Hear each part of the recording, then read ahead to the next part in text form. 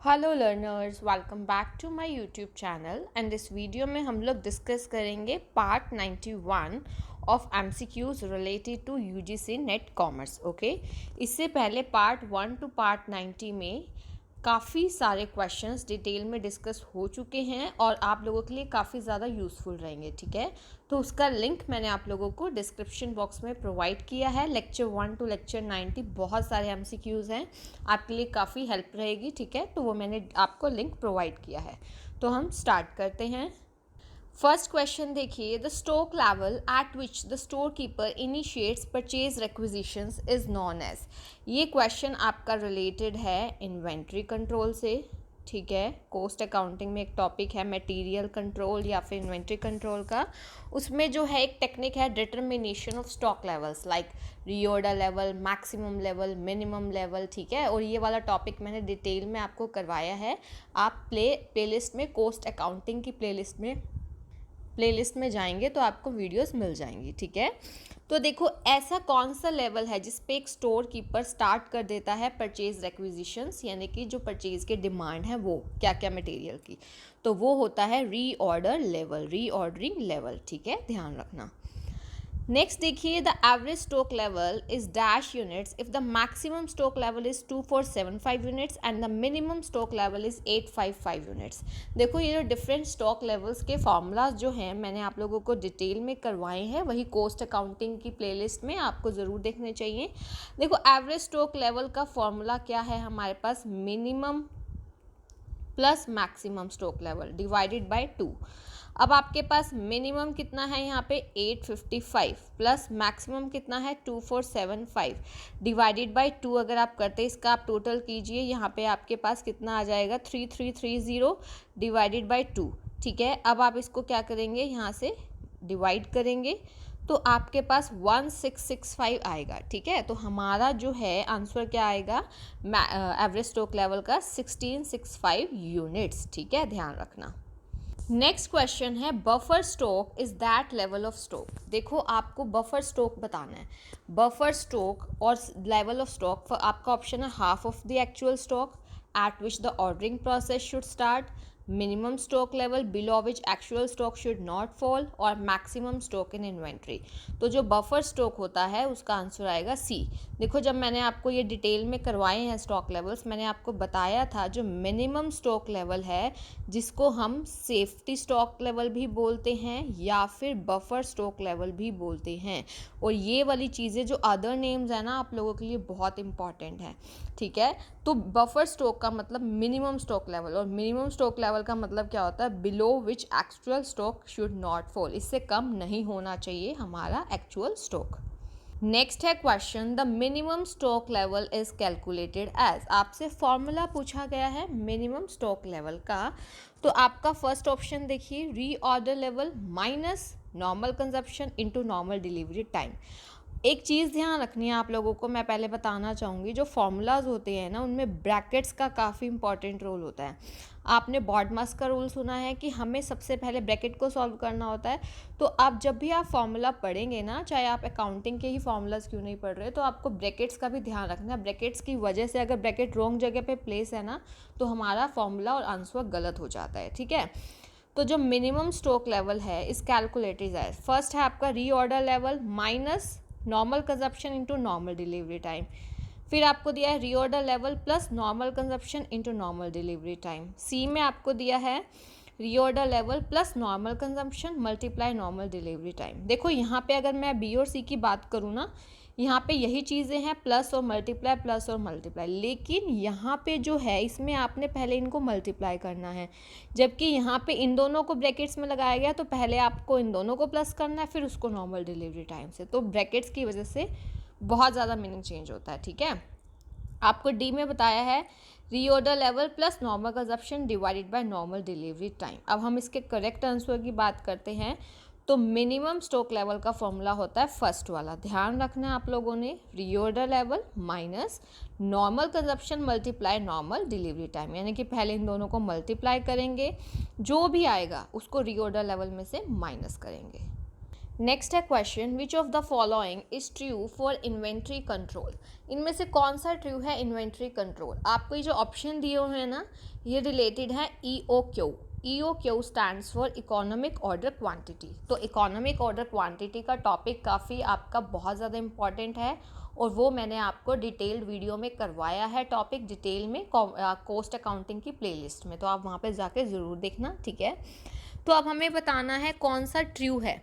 First of all ए है, economic order quantity has minimum total cost per order. बिल्कुल, EOQ जो है वही होता है कि जहाँ पे हमारी carrying cost plus ordering cost total मिला के मिनिमम हो, तो बिल्कुल यही होता है। अब ए तो करेक्ट है। बी है, inventory carrying cost increases with quantity पर ऑर्डर। देखो, मैंने आपको जब ये टॉपिक बताया था, मैंने आपको बताया था कि कैरिंग कॉस्ट और क्वांटिटी में डायरेक्ट रिलेशन, यानी कि अगर आपका जो है क्वांटिटी बढ़ रही है तो आपकी जो कैरिंग कॉस्ट है वो भी बढ़ेगी। देखो, कैरिंग कॉस्ट को हम लोग स्टोरेज कॉस्ट या फिर स्टोर इन्वेंट्री को होल्डिंग कॉस्ट, मतलब होल्ड करने की कॉस्ट भी बोलते हैं। तो ऑब्वियस है, अगर आप क्वांटिटी ज़्यादा ऑर्डर करेंगे तो स्टोरेज प्लेस भी ज़्यादा चाहिए, स्टोरेज कॉस्ट भी आपकी बढ़ जाएगी। तो ये बिल्कुल करेक्ट है, ठीक है। ए भी करेक्ट है, बी भी करेक्ट है। सी पढ़ते हैं, ordering cost decreases with large order size. यहाँ पे बिल्कुल सही लिखा है। देखो, ऑर्डरिंग कॉस्ट और क्वांटिटी का इन्वर्स रिलेशन है। अगर मान लो आप क्वांटिटी एक ऑर्डर में ज़्यादा लार्ज ऑर्डर साइज प्लेस कर रहे हो तो ऑर्डरिंग कॉस्ट कम आएगी। यही आप थोड़ा थोड़ा मंगवा रहे हो, ऑर्डर कर रहे हो, तो ऑब्वियस है ऑर्डरिंग कॉस्ट बढ़ जाएगी, ठीक है। तो लार्ज क्वांटिटी अगर आप ऑर्डर कर रहे हो एक ही बारी में तो ऑर्डरिंग कॉस्ट कम होगी। इन्वर्स रिलेशनशिप रहता है, ये चीज़ें समझने वाली है, कॉन्सेप्चुअल है, ठीक है। तो देखो, जो ऑर्डरिंग कॉस्ट है decreases with large order size, ये बिल्कुल करेक्ट है। तो तीनों ही स्टेटमेंट्स बिल्कुल करेक्ट है। सो हमारा आंसर क्या आ जाएगा, all of the above, okay. Next है question, the time period between placing an order and its receipt. यहाँ पे एंड वर्ड ऐड कर लेना।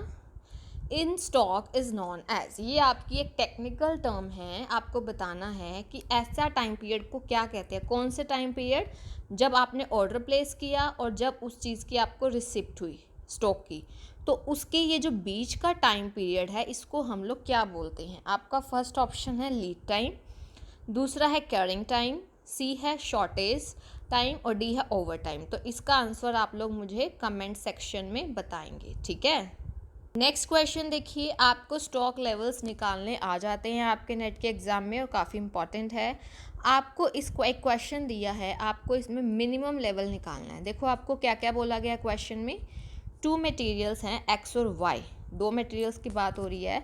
मिनिमम यूसेज बताई हुई है, मिनिमम क्वांटिटी बताई हुई है 50 यूनिट्स पर ईच, मतलब एक्स और वाई दोनों की per week. Maximum usage 150 units है, एक्स और वाई दोनों की ईच बोला है ना। नॉर्मल यूसेज आपको 100 यूनिट्स ईच पर वीक बोली है। ऑर्डरिंग क्वांटिटीज़, या फिर आप इसको री ऑर्डरिंग क्वांटिटीज़ भी बोल सकते हो, आपको पता होना चाहिए। ऑर्डरिंग क्वांटिटी का अदर नेम री ऑर्डरिंग क्वांटिटी। एक्स की 600 यूनिट्स, वाई की 1000 यूनिट्स। डिलीवरी पीरियड एक्स का 4 to 6 वीक्स है, वाई का 2 to 4 वीक्स है। अब ये देखो, ये जो 4 है ये मिनिमम है इसका, 6 है इसका मैक्सिमम ऑर्डरिंग पीरियड। ऐसे ही वाई का ये मिनिमम है और 4 इसका मैक्सिमम है। हमें क्या निकालना है क्वेश्चन में, मिनिमम लेवल। तो देखिए, आप मिनिमम लेवल का मैंने अभी आपको एक फॉर्मूला बताया था, MCQ भी आपको करवाया है। क्या फॉर्मूला रहता है हमारे पास, ऑर्डरिंग लेवल यानी कि री ऑर्डरिंग लेवल में से जब आप लोग नॉर्मल कंजप्शन और नॉर्मल कंजप्शन मल्टीप्लाई नॉर्मल री ऑर्डर पीरियड, यहाँ नॉर्मल की जगह आप एवरेज वर्ड भी लिख सकते हो, एवरेज कंजप्शन और एवरेज री ऑर्डर पीरियड, ठीक है। अब आप ये देखिए, ऑर्डरिंग लेवल हमारे पास एक्स का कितना बताया मैंने अभी आपको, एक्स का अभी हमने डिस्कस किया है हमारा यहाँ पे। अब देखो, यहाँ पे एक चीज़ आपको ध्यान रखनी है, यहाँ पे तो री ऑर्डरिंग क्वांटिटी दी है, हमें निकालना पड़ेगा यहाँ पे री ऑर्डरिंग लेवल। तभी मैं कहती हूँ, आपको मैंने बताया भी था जब इसके न्यूमेरिकल करवाया था कि आपने पहले री ऑर्डर लेवल निकाला है। देखो, री ऑर्डर लेवल अलग चीज़ है, री ऑर्डर क्वांटिटी अलग है। री ऑर्डर लेवल मतलब इस लेवल पे अगर हो जाते हैं हमें तो री ऑर्डर करने की ज़रूरत है। तो वो कैसे निकलेगा, एक फॉर्मूला मैंने आपको बताया था, जो maximum usage multiply by maximum consumption time, ये फॉर्मूला होता है एक। तो री ऑर्डर लेवल के लिए एक्स का देखो, एक्स की मैक्सिमम यूसेज कितनी है 150, तो 150 और मैक्सिमम इसका टाइम कितना है आपको बताया 6 वीक्स, तो 150 × 6 तो 900 यूनिट्स तो आपका हो गया x के लिए, क्या चीज़, ऑर्डर लेवल। ऐसे ही y के लिए देखो, मैक्सिमम यूसेज 150 है और लेकिन उसका मैक्सिमम जो रीऑर्डर पीरियड है वो 4 वीक्स है, तो 150 को 4 से 600 यूनिट्स। तो फॉर्मूला आपके लिए काफ़ी इंपॉर्टेंट रहते हैं। तो रीऑर्डर लेवल निकाल लिया हमने x और y का, देखो x का 900 और y का 600। अब नॉर्मल कंजप्शन आपको पहले ही बताइए 100 है यूनिट्स पर दोनों की, ये देखो यहाँ पे आपको बताया है ना नॉर्मल। अब हमें नॉर्मल रीऑर्डर पीरियड जब भी निकालना है तो मिनिमम और मैक्सिमम का एवरेज निकालो। 4 + 6 डिवाइडेड बाय 2 करेंगे तो 5 आ जाएगा, और 2 + 4 डिवाइडेड बाय 2 करेंगे तो 3। ये देखिए यहाँ पे एवरेज किया हुआ है ना उन्होंने, ठीक है।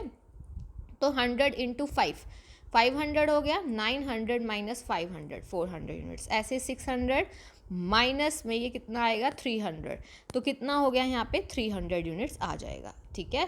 तो ये मिनिमम लेवल निकल आएगा। आई होप ये आपको अच्छे से क्लियर हुआ होगा। ओके, ये कुछ क्वेश्चंस थे जो मैंने आपके साथ डिस्कस किए हैं, और आप लोगों के लिए मैं डेली 2 या 3 वीडियोस लाती हूँ। आप लोगों के टॉपिक्स भी डिटेल में हो रहे हैं और साइड बाय साइड MCQs भी, ठीक है। तो आप लोगों, जिन लोगों ने अभी तक चैनल सब्सक्राइब नहीं किया है, देन डू सब्सक्राइब और बेल आइकन प्रेस कर देना, ताकि आपको अपकमिंग वीडियोस की टाइमली नोटिफिकेशन मिल सके। Thank you so much, keep learning, keep sharing.